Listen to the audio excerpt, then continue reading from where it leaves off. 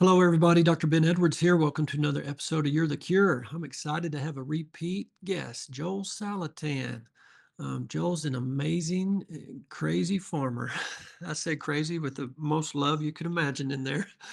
And we're shifting gears a little bit today. We've been talking about lots of different things and lots of measles stuff lately, unfortunately, but we're going to get back to agriculture. I love ag topics. And we have a whole section on the website, veritaswellnessmember.com, under resources podcasts. Go to the topical menu. You can look at vaccines if you want to, and heart disease and cholesterol, and lots of different topics.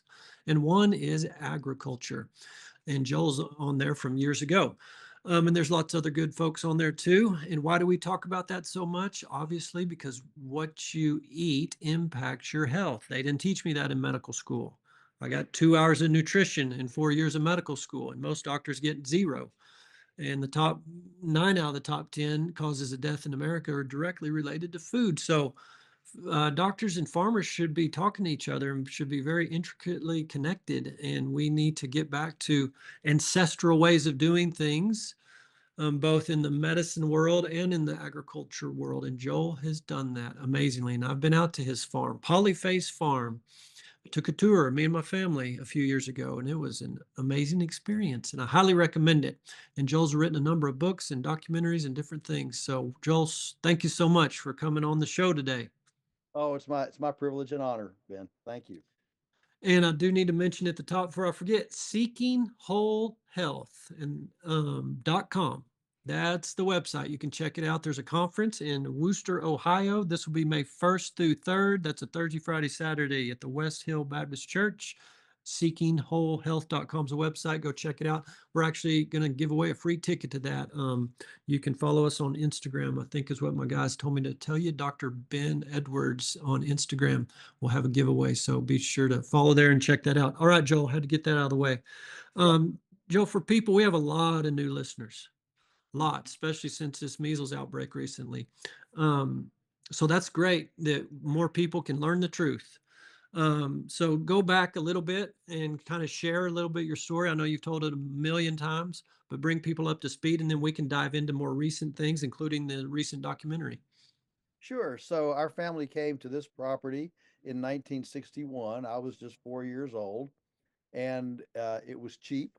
It was a gullied rock pile, and Dad was an accountant. Mom was a school teacher, but Dad wanted to farm full time, so he sought counsel from both public and private, experts, consultants. How do I make a living on this little farm? And all the advice was, we'll use more chemical fertilizers, graze the trees, build silos, borrow more money, plant corn. That was all the advice, and he knew from his own dad growing up. His dad was a My grandfather was a charter subscriber to Rodale's Organic Gardening Farming magazine when it came out in like what, 1945, and so dad, grew up with that kind of non-chemical mentality. And as an accountant, he saw the chemical farming as basically a drug addiction. You're on a treadmill, and nature is adapting to you, and you've got to get more and more toxic, more aggressive substances to beat the adaptation of nature. That's always trying to adapt and catch up.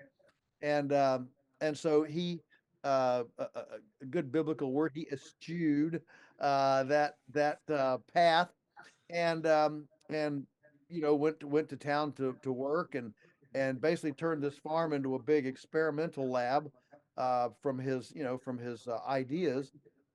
And so then I get to be a teenager. Well, I want to farm. How do I start this thing? And so, uh, you know, by the time I was out of college, we had 20 years of experiments, and we knew some things that would work. We knew some things that would work. Um, eh, you know, uh, Controlled grazing cows, mobile infrastructure, mobile shade, direct marketing. All those were little experiments, and I won't go into detail on all those, but through those 20 years, the 60s and 70s, we had dabbled in all those things. And so Teresa and I got married 1980. We remodeled an attic in the farmhouse here, and and we called it our penthouse. You could call it an attic. We call it a penthouse. And if we didn't grow it, we didn't eat it. We had a big garden. She's the quintessential homemaker. She'd can, I don't know what, 800 quarts of stuff a summer, and we drove a $50 car. We didn't have a TV. Still don't have a TV. Never went out to eat. Didn't Never went on vacation. And in 2 years, we were able to save enough to live for 1 year without an income. And so I left.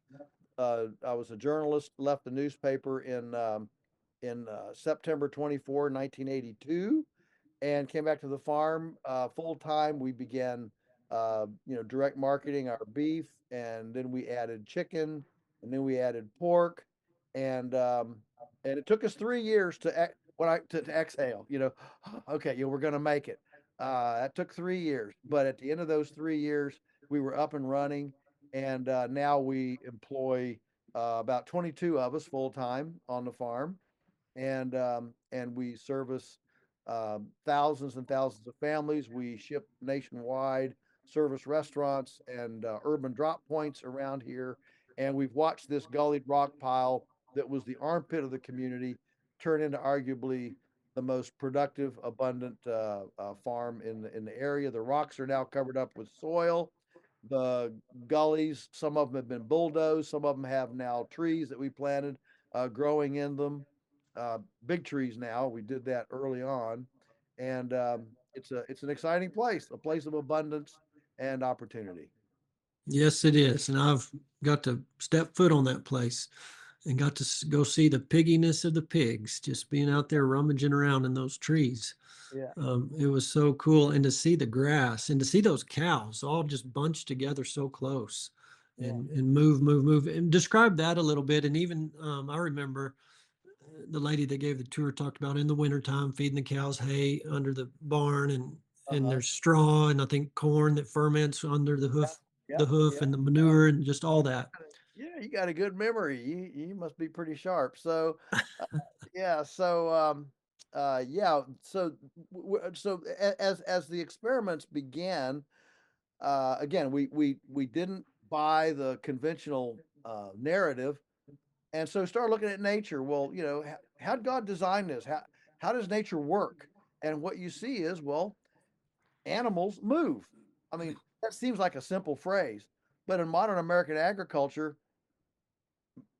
95% of farmers don't believe animals need to move. They lock them up in factory farms and, in feedlots and chicken houses and pig slatted floors and they're not supposed to move. We believe animals move. Well, as soon as animals move, then well, how do they move? And so when we look at nature, at herbivores in nature, we see three things: they're moving and they're mobbed up. They're not spread out. They mob up for predator protection, and then they're mowing. They're not eating dead cows and chicken manure and feathers and you know broken whatchamacallits and little Debbie's ho ho cakes. Yeah. They're actually pruning, they're grazing. So moving, mobbing, mowing, and when we started to mimic that, what that meant was we had to get water and electric fence, portable electric fence, and some permanent electric fence to be able to move these cows every single day to a new plate, a new paddock, and what that did was it means that at any one time, only a tiny fraction, whatever, 2%, 1% of your place is actually being touched by the cows. Everything else is at rest and developing. And so, grass grows in a sigmoid curve, an S curve. It starts slow, grows real fast, and it slows down in senescence. And I mean, most biological things are like that. People are like that.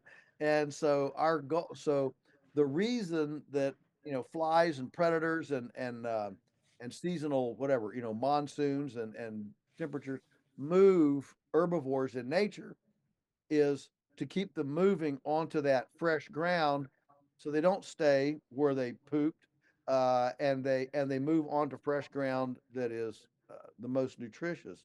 And so we mimic that with the grazing program. We move the cows, every day to a new spot, and this over time This makes the grass thicker, it makes it healthier, it makes it more energetic.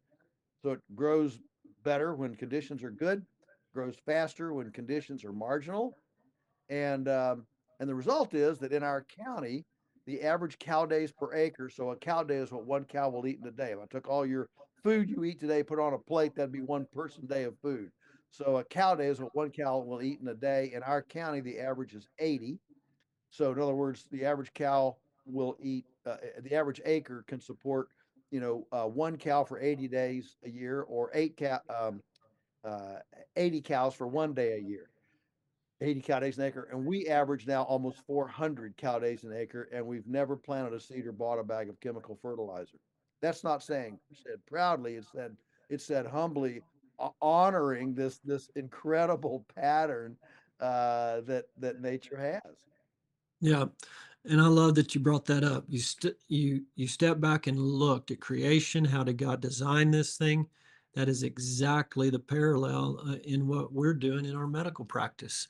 There's a design to this body, and Yeah, it seems to me that we're starting to see a real clear divergence here, a clear distinction between a standard American culture that's relying on processed food-like substances, right, chemical symptom management, modified genetic material injected into people. There's AI, and I'm not anti-AI, but if you don't have a foundation of God created this, there's a design, and we need to watch it, observe it, and work alongside it in conjunction with it, mimic it, support it, parallel it, not this complete disregard for that, and then let's in our own intellect as a human try to figure something out and oops, we messed up. And then we're so proud we can't even say oops, we messed up. We yeah, let the arrogance in. And now yeah, we're just gonna get way down the road of we're real messed up. And that's where we're at, both in medicine and in agriculture and our culture in general, is how I see it. But you yeah, definitely point this out with your ag point of view.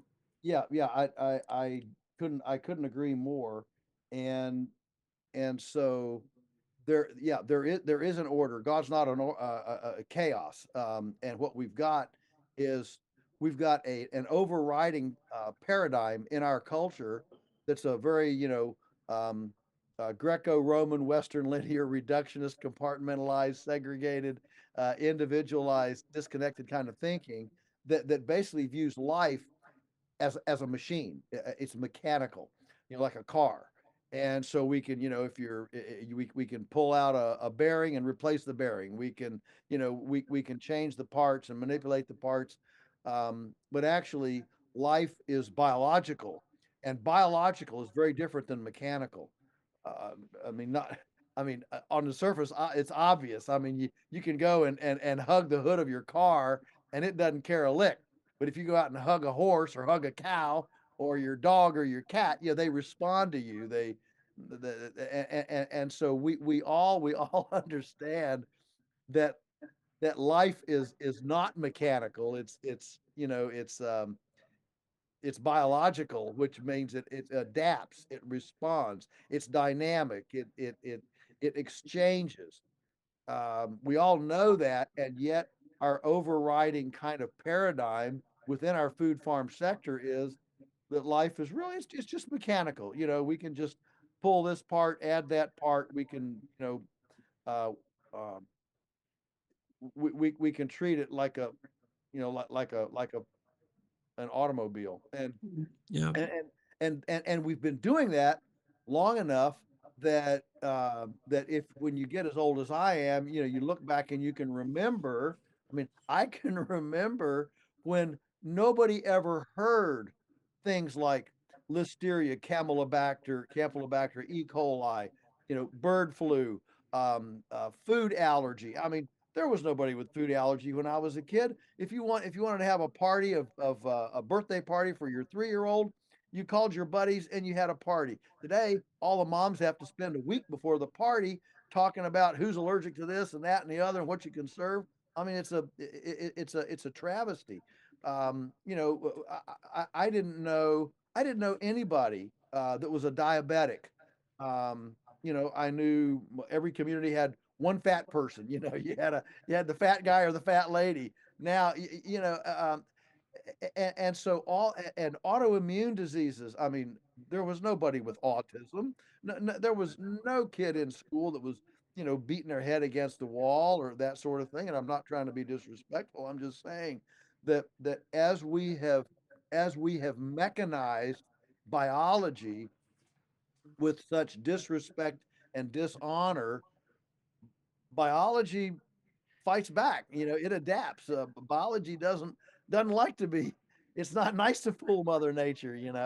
And so here we are. We're facing the consequences of these, couple generations of manipulation, where hydrogenated vegetable oil replaced, lard and butter, and where, the food pyramid put Cheerios and Fruit Loops on the baseline, instead of meat and maybe raw milk. Oh, perish the thought, raw milk. Now there's a hot one.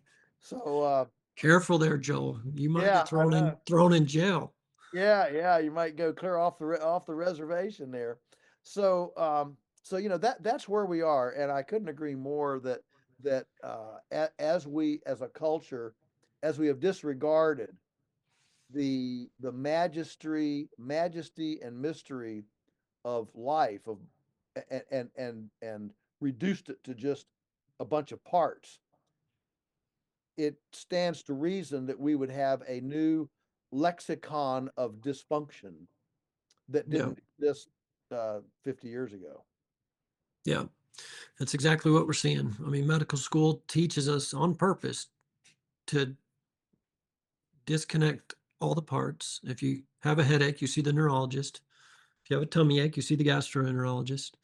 Something wrong with your skin, you go to the dermatologist. You Yeah, know, that yeah, is, and actually in those subspecialties, those are the most competitive. That's what everybody wants to be, a specialist.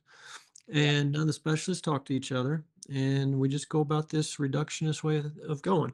And here we are, the worst health outcomes in the world, the yeah. highest death rates across the board from infant to old folk.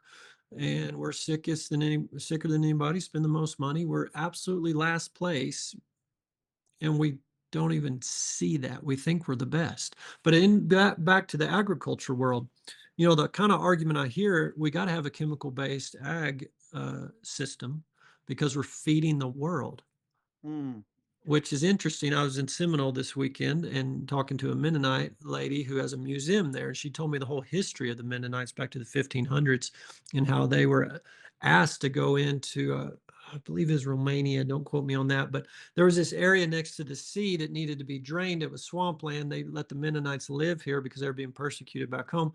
If they drained the swampland and they built these dikes, mhm. and actually I met a bunch of dykes this weekend, and that they came from those.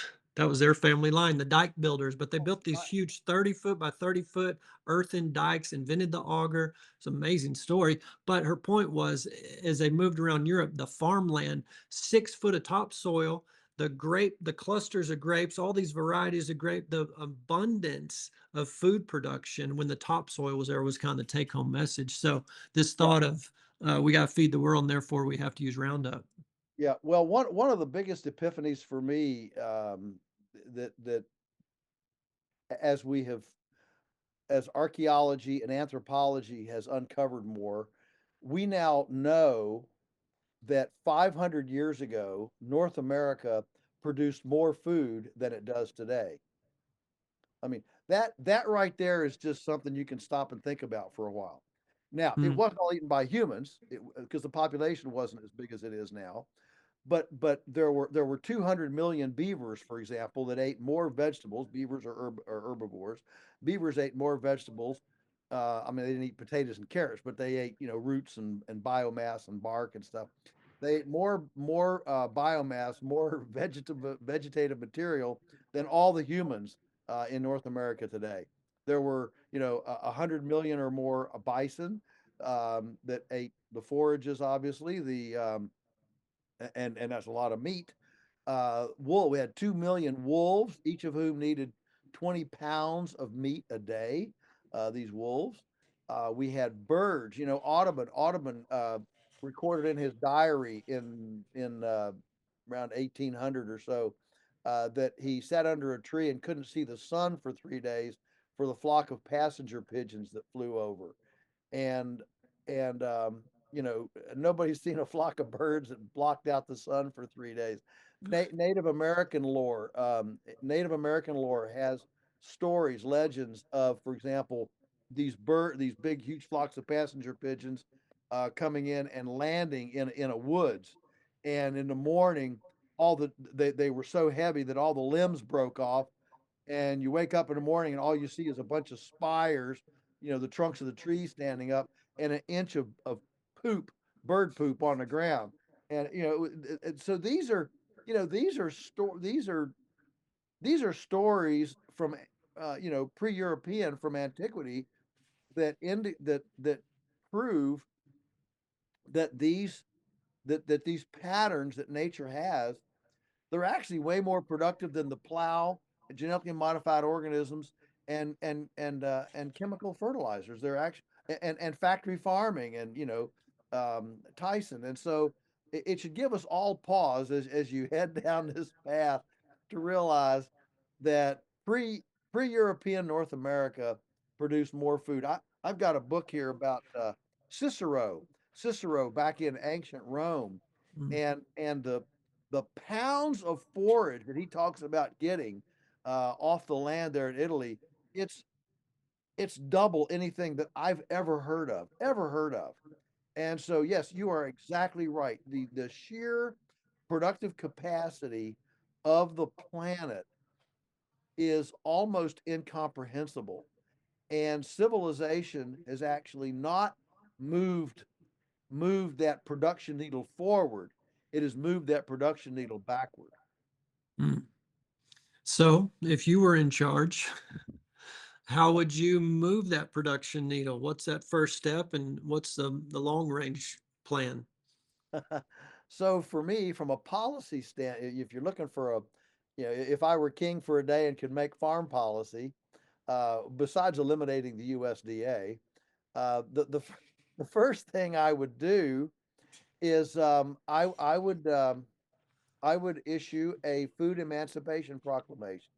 I know those are strong words, but what we have right now is our food and farm system is shackled and enslaved by a regulatory climate that doesn't let neighbor to neighbor commerce happen.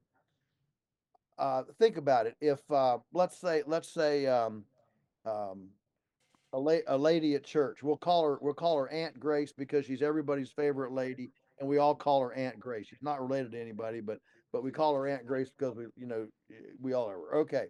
So she's got a big garden. She's like the quintessential, you know, early homesteader. She's got a flock of chickens, and she makes a chicken pot pie that every time there's a church potluck, I mean, everybody makes a beeline to Aunt Grace's pot pies because they know they're the best in the world.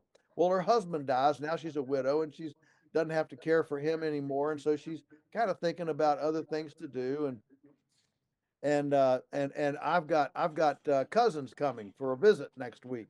So I go to Aunt Grace, and I've heard her say, man, I wonder if, these pot pies, if I can make some of these, and sell them to people. So I go to her, I say, Aunt Grace, I'm gonna be your first customer, man. I've got these cousins coming. I don't have time to fix some extra meals, but would you make me 3 or 4 pot pies for, $20 a piece or whatever, charge whatever you want to. And so I can serve them to my guests that are coming next week that don't have time to prepare extra food for. Now that sounds like a simple transaction, but it's illegal. It's illegal because Aunt Grace doesn't have a licensed kitchen, HACCP plans, compliance reports, and all the things that she needs to be able to make a pot pie and sell it. And so what we have is a food system and a farming sector that is literally held hostage by these interventionist regulations that make it impossible, make it that criminalize direct neighbor to neighbor food commerce. And so I would issue a food emancipation proclamation to free up neighbor to neighbor. I'm not saying to export it. I'm not even saying allow them to sell it at Walmart and Costco. I'm just saying, if you're my neighbor and as two voluntary consenting adults, we want to exercise freedom of choice, we should be able to engage in a food transaction without a bureaucrat being involved and without a bunch of infrastructure and licenses and paperwork being required in the middle of that transaction. I mean, our culture, we are the culture of choice. Now we got choice in the bedroom, choice in the bathroom, we got choice in the womb. What we don't have is choice in the kitchen. Mm, wow. And I would throw in there choice in the medical realm. I mean, we Yes. sort of do. There's just complementary and alternative statute in most state medical board rules, but the education system sure doesn't. And pretty much everything, everybody thinks it's kind of quackery, hocus pocus. And that's a whole nother story. We're not here to talk about that. But Yeah, well, that's one reason, even though I'm plenty beyond old enough, I'm supposed to, be getting Medicare now. Um, Teresa and I have refused to go into Medicare because we don't want the government to tell us, who we're going to go see.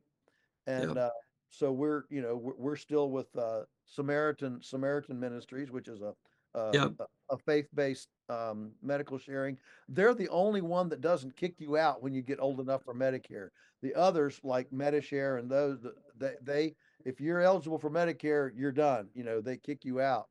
And so we really appreciate that about the Samaritan Ministries. yeah. So, We've had Samaritan on this show. We've interviewed them, and oh, listeners, y'all wonderful. go back on the podcast archive page on our website and find that and learn more Good. about it. But Yeah, yeah, yeah. Good. yeah, we love them. Okay, so first step, food emancipation proclamation. Step Yeah. number two, what would you do? Well, so then, yeah, I mean, if I had a position of, if I had a bully pulpit, as Ross Perot used to say, use the bully pulpit. What I would do then is I would try to, whatever, create a vision in the average American of the delight, literally the delight, and create a desire for domestic culinary arts. People, it's fun to point fingers. Well, if those people would just do their thing, if those people would do that, if those people would do that. And the fact is, 75% of the food that Americans eat right now is ultra processed. Which ultra processed by definition means that you can't do it in your kitchen. You can't make monosodium glutamate in your kitchen. You can't make Coca-Cola in your kitchen. You can't make Lunchables and Hot Pockets and squeezable Velveeta cheese in your kitchen. You can't make red dye 29. You can't make Doritos in your kitchen. All right. And so 75% of the food Americans eat right now is is um, is impossible to make in your kitchen. The ingredients are unpronounceable and the ingredients are unmakeable in your kitchen.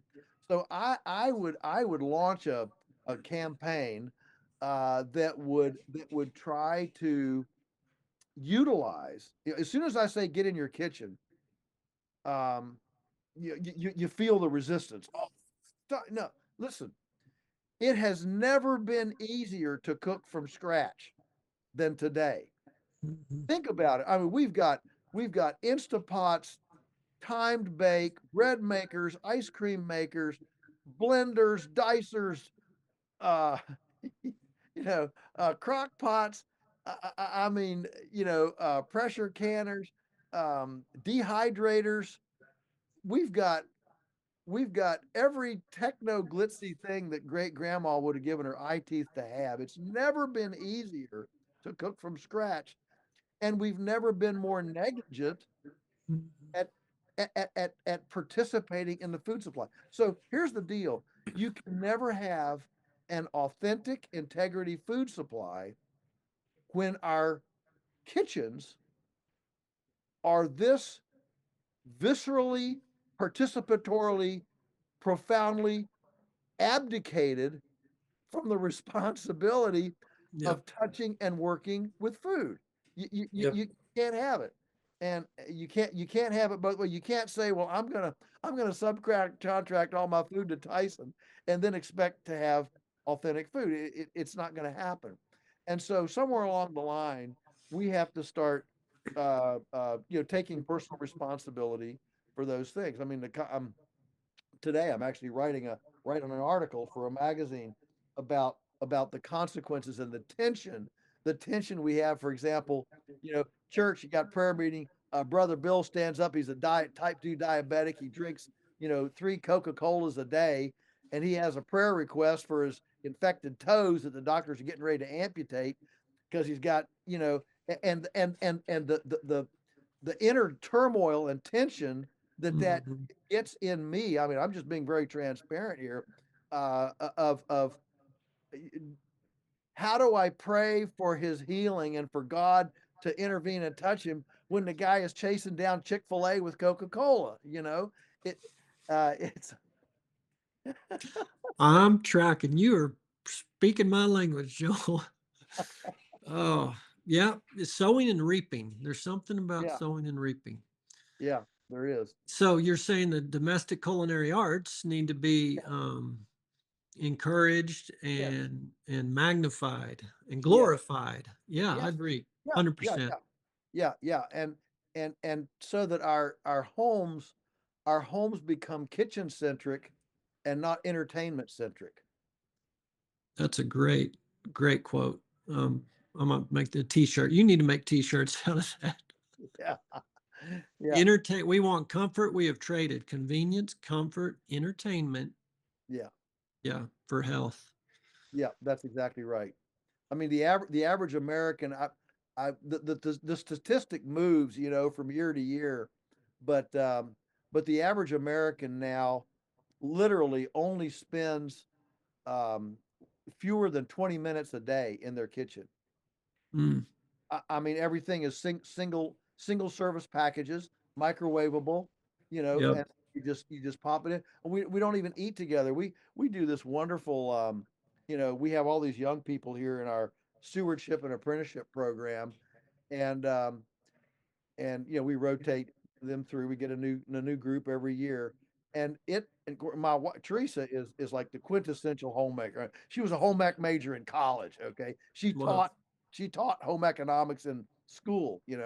So she knows how to set a table. She knows how to do this.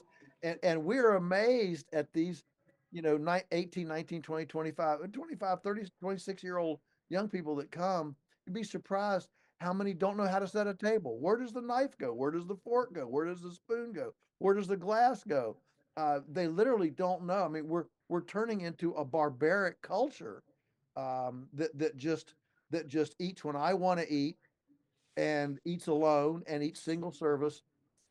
When people ask me, what's your litmus test when like when you a person gets it, all right? So my new litmus test, my benchmark is, if you eat leftovers, if you eat leftovers, you're pretty far down the road of getting it, because yeah, leftovers mean you probably cooked from scratch. You had overabundance. Maybe you ate together as a family, and you've got Tupperware.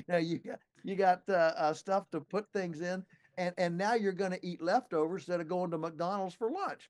I mean, yeah, there's these things. These things all intertwine, as you know. They intertwine, and one thing, one good action leads to another, just like one bad action leads to another. The yeah, consequence.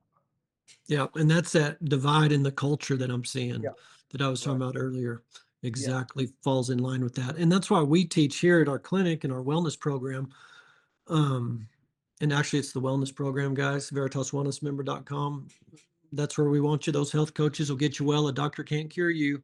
A doctor can only treat your symptoms, including me. So get back to your wellness navigator, your health coach. But we start with what's called the basics, which is that 20-minute quote you said. I bet that's the same on sitting. I bet the average person probably only stands up for 20 minutes a day. So just getting up and moving, get off your tush, get some sunshine, get the minerals going, get real food, get in the kitchen. It's just it's a change of culture. But when you do that, then you start to see you're not a standard American medically speaking. Your internal mitochondria, your carburetors at the cellular level start to work better with just these very basic steps. But it's hard to change those habits. but there's kind of miracle cures that are to be had if you can. So what Mhm. Joel's talking about is right in line with what we're trying to teach and preach here. Um, Joe, feel free to comment on any of that, but also want to move into your new documentary. Okay, no, go ahead. Go ahead. I'm Well, good. and I'm Okay. confessing Look, to the look, audience, I look, like to look, come. yeah, so yeah, just to kind of wrap that up, the most frustrating thing for me is to have a person think that everybody else has to make a change, and if everybody else made the change, then I can see the change in me that I want to see. That doesn't work. You have to make the change in you that you want to see. You can't put this off on somebody else. um, you have to make that change you want to see. And so you have to take that responsibility, that personal responsibility, and make those and I can tell you, so many. I mean, I'm like that. All of us, don't we? We fight for. Well, I want a different situation here, but I really don't want to change. We Mm, all fight that. Let's be fair about it. and yeah, and and it's a and it's what keeps us from making personal progress. yeah, for sure. Well, I definitely want to hear about this new documentary, and I already told Joel before we hit record. I apologize for not being prepared and doing my homework and watching it. My plan was to do that this weekend, and I got called away to treat some patients in Seminole, which I was happy to do. So I'm anxious to hear this actually myself. So Joel, and feel free. I mean, your other books we've talked about in the previous interviews, but you can talk about any of your productions you've done. But I'm real curious on this new um, documentary and what led to it being produced and Yeah. what's it about. Yeah, well, I mean, we've been in, I don't know how many, 20 documentaries or so, but this one was done by Canon. They're a kind of a small Christian production company, and they had started a series back, I don't know, maybe even a couple of years ago. I don't know how far long back. They started a series called the Masters series. And what they were trying to do was bring to bring to light. They started with artists, painters, sculptors, potters, but people who are masters at their craft, who were Christians, and how um, their faith kind of whatever bounded. How is your craft kind of a presentation of your faith? Where do those intersect, and what does that mean for your craft? The kind of painting you do, the kind of sculpting you do, the kind of cinematography you do, the kind of pottery you make. Does your faith, how does your faith reveal itself or impact itself to you in your craftsmanship? So they did several of these, and they learned. I don't know where they learned about me, but anyway, somewhere along the line they learned about me, and they approached me. Could we've never done a farmer as craft, but you seem to kind of, you fit our protocol here. Could we come and do one on you?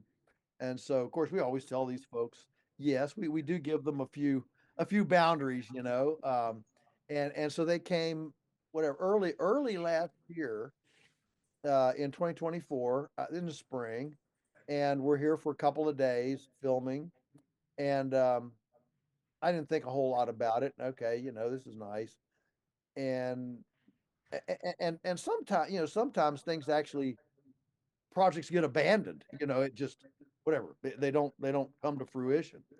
But these guys, I heard from them then back in early December. No, I guess it was in September, October, and they wanted Teresa and I to look at a rough cut, to make sure that it was accurate. That if it said anything wrong. We watched it, and we were. I think the modern word is gobstruck. We were amazed at how they truly captured our essence, our attitude, our spirit, our desire, and and it was beautiful cinematography. Oh, it's just gorgeous, and the story flowed.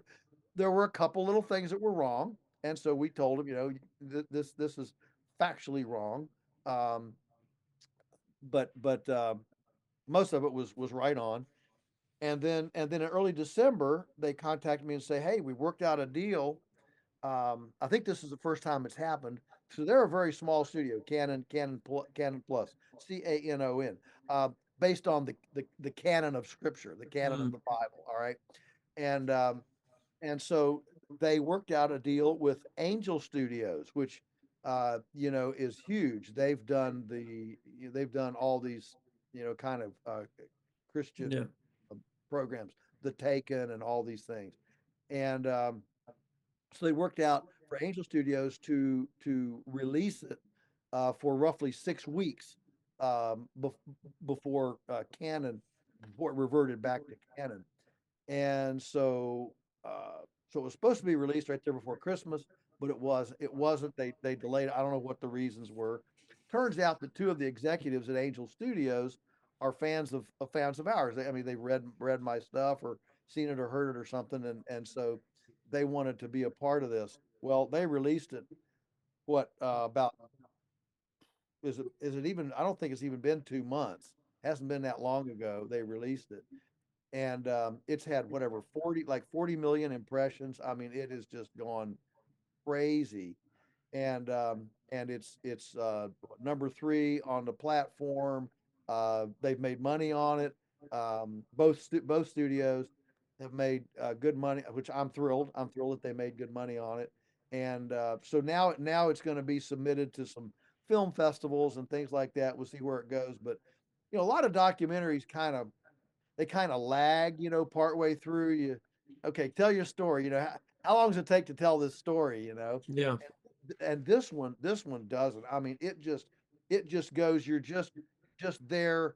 It just flows. They really did a fantastic job, and it's not because I'm a great story. It's because they are great. They are master craftsmen at Mm. their storytelling and cinematography. So yeah, when you see it, you'll really like it. I think it's a powerful, profound piece that captures our essence, and it's gorgeous. I mean, they've really done a great job of capturing the beauty of the farm.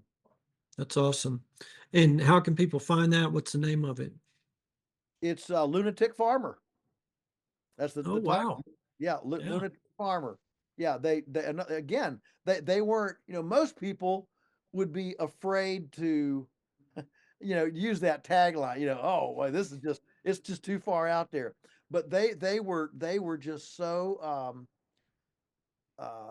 ready to just tap into my energy, the story. They just let's just let it unfold. And I'm known.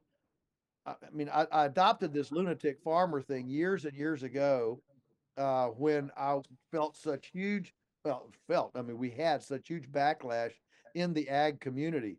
I mean, they were threatened by our unvaccinated cattle.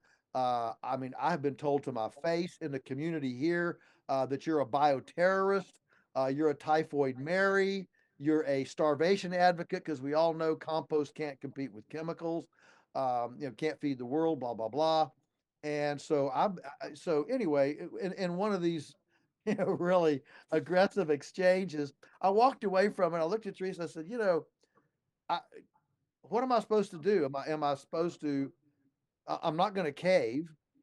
I can either be frustrated and angry and depressed about this, or or I can just embrace it and have fun with it. Yeah, I'm a lunatic. Of course, I'm a lunatic, and so that's what I decided to do. Just have fun with it instead of be whatever frustrated and angry about it.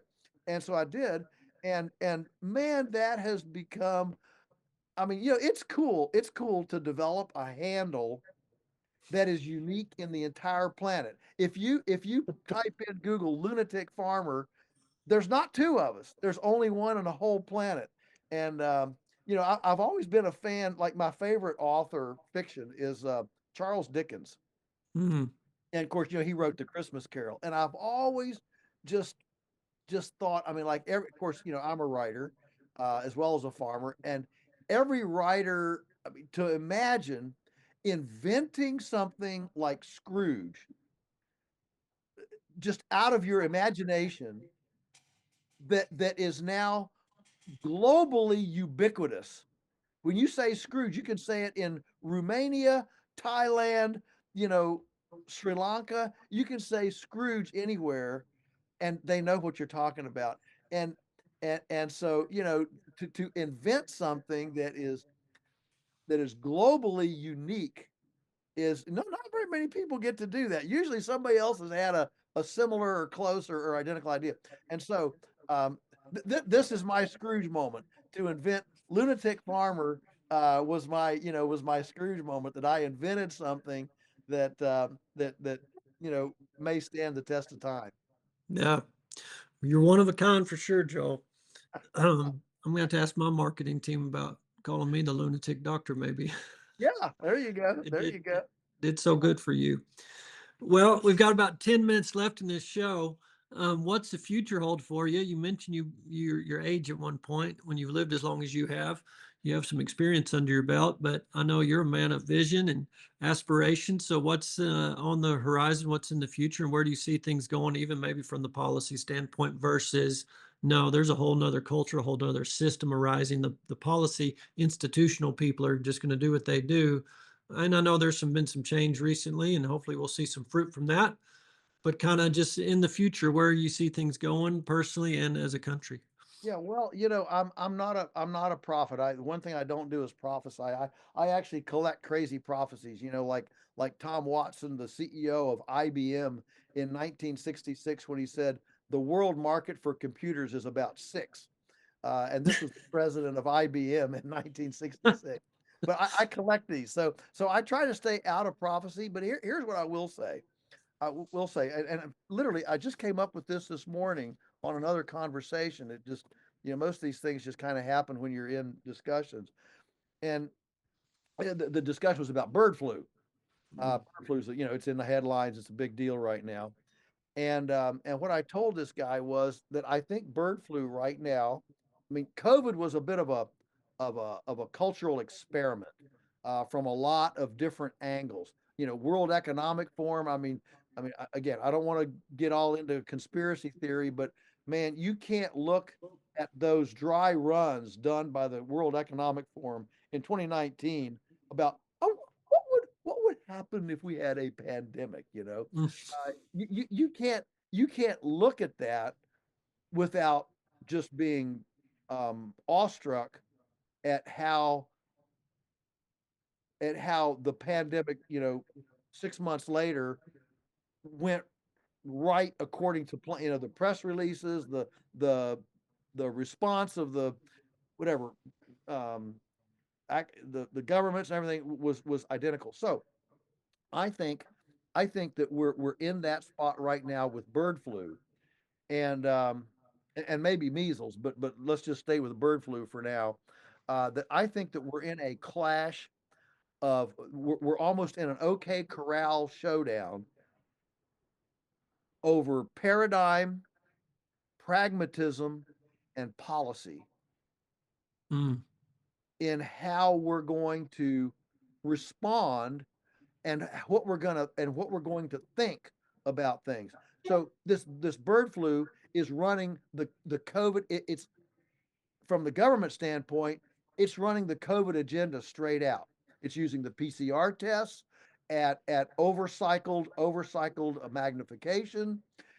It's using an extermination policy rather than, well, let's see who survives and you know and kind of let immunity run its course. You know, the thing people don't realize is we've killed 166 million chickens in the last 24 months. Probably only 2 or 3 thousand have even been tested for bird flu, and and probably 164 million have not been sick. They've not been tested. They're not even sick, but they've been in proximity to a bird that was tested and was sick. And so everybody on the farm, everybody, all the chickens in proximity get killed, get exterminated. So from a policy and a pragmatism standpoint and a mentality, a paradigm, I think that we're in a showdown, if you will, over this, and it'll be interesting to see how we come out the other side. There is so you wonder what has to happen to crack, you know, to crack the paradigm that wellness comes out of a needle or wellness comes out of a pill.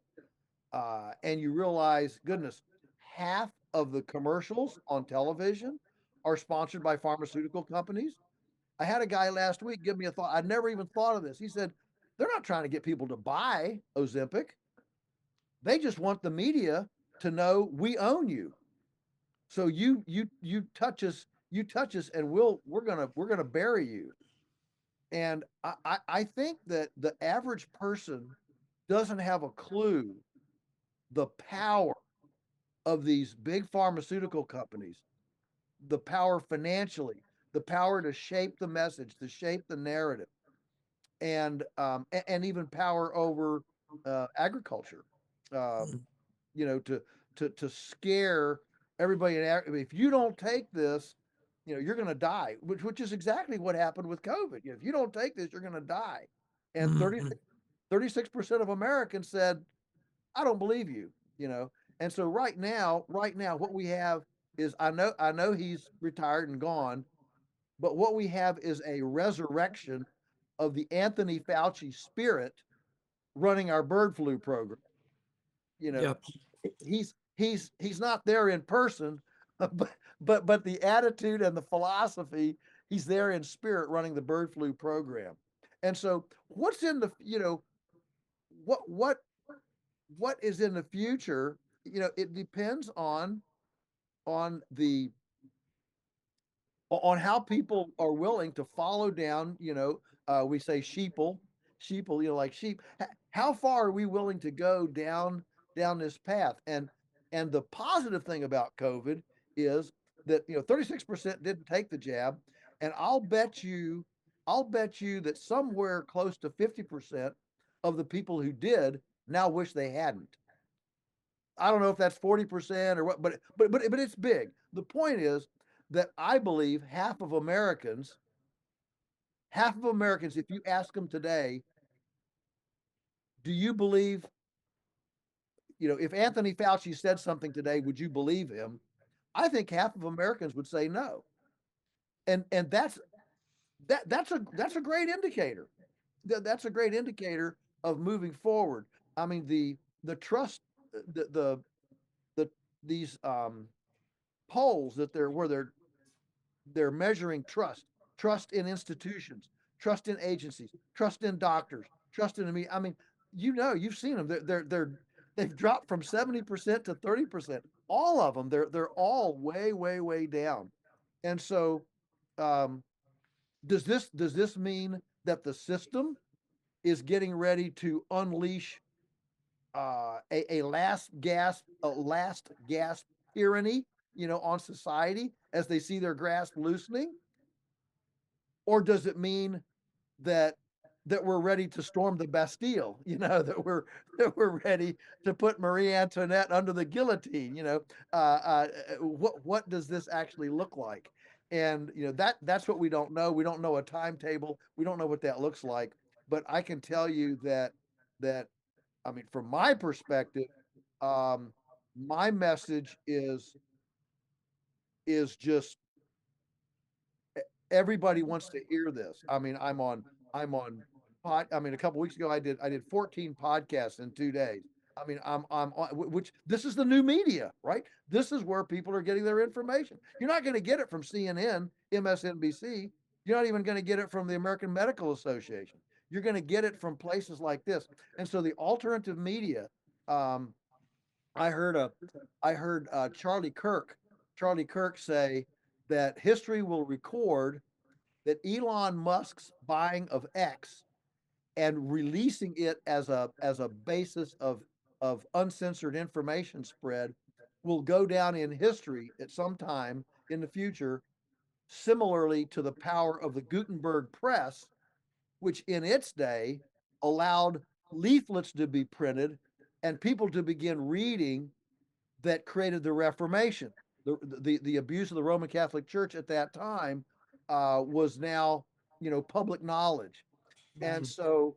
so, so podcasters, this whole alternative media mechanism, and the ability to share, and people, when they finish this program, they can now ping it to their friends, and this networking interchange, if you will, in this new media is a game changer. And so, can those of us in this alternative tribe, can we hang on long enough, and can we coalesce enough that we withstand? Because I can assure you that if there is a fall of the system, it will not go down gently. They will not want to walk quietly into the night. And whether it's regulatory, mandatory, surveillance, whatever it is, that the system, the Klaus Schwabs of the world, are not going to give up control easily if we push back. So, we'll see where it is. But I do think that we're in. I mean, Trump's election. I don't want to get partisan, but Trump's election was part of this fight for this fight for the future. And it's an exciting time to be here, and I'm hoping that all these alternative media like this will gradually penetrate the mind of the average person, and they will do something besides sit on the couch with their beer and watch the football game. Yeah, you're exactly right. I had actually CNN approached me yesterday, and I asked them to turn off the camera and turn off the microphone, and then we sat down with the three of their folks, and I gave them a point of view that they didn't know about. Uh-huh. And the Wow. reason I asked them to turn off the microphone and camera is because, and I told them this, I can't trust that this full story I'm telling you, I'm sharing with you. Now, y'all know it. You have to sleep with this truth I just told you. That almost brought them to tears, actually. Uh-huh. Uh-huh. Wow. And Wow. I said, you know, you're not going to be able to share this. You know it, and I know it. And therefore, Really? I'm Yeah. not going to risk the little clip you're going to snip out, Uh, and then that's going to put fuel to the fire and mhm. potentially hurt these little kids that are still in the hospital potentially. Mm, That's another story that I'll get into later. But I'm yeah. just saying, to your point, Mm, I don't care if you're CNN. In fact, I care, all right. I can't trust you, and neither can the public. I looked it up. Media, Congress was the lowest, I think 10%. Media was like 12 or 15. Doctors are 30. So I mean, yeah. we're still. Yeah. Yeah. That's But right. yeah, that's where it is. It is the OK Corral. It's his fight. The people are waking up. They're seeing it. There's more to this story. There's more to Mm, the measles story. There's more to the vaccine story. I mean, there's just so much more, and it's coming to light. The truth, the light is coming to the darkness. It's right. being revealed, and the people are Right. waking up and saying, "Aha! I see this thing." Yeah. So yeah, I'm with you. It's an exciting time to be here.